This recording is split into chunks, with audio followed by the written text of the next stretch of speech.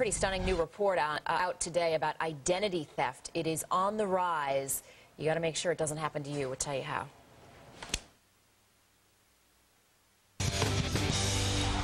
Identity theft is a big problem, and now we hear it is getting even worse. A new study says the number of victims has jumped 22% last year, and that puts the losses at a staggering $48 billion. Can you believe that? But the good news, people are catching on faster to the fraud, and they say the average loss is falling. So how can we protect ourselves from being ripped off?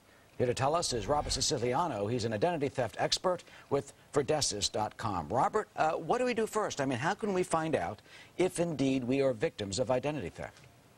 Well, as a consumer, it is very important that you're paying close attention to your personal identifying information and what's being done with it. You have to pay attention to your credit reports to make sure that there aren't any accounts that are opened up under your name. You have to closely monitor. Let me stop you right there. Well, what do I do? How do I get my credit card statements online, but how do you get a credit report?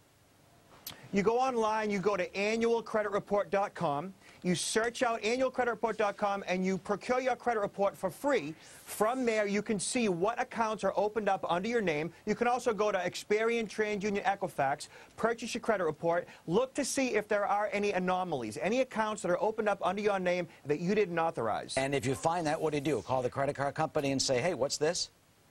From there, you have to call each individual creditor that has been opened up under your name and find out what needs to be done with that particular creditor to shut down those unauthorized accounts. Well, how do you know if something's wrong out there? I mean, sometimes people, you get your statements, you think your wife may have done something, your husband or your kids may have charged something. I mean, how do you exactly go through every single charge?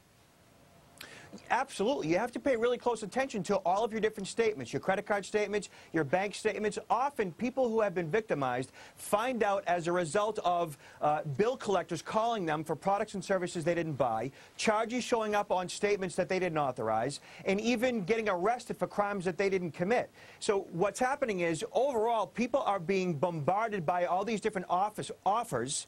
Identity thieves are taking advantage of it. They're going through their trash. They're finding their personal information online, and then they're opening up new accounts under their name, and then they don't know that the damage has been done until it's too late. You hit a good point. It's like midnight last summer.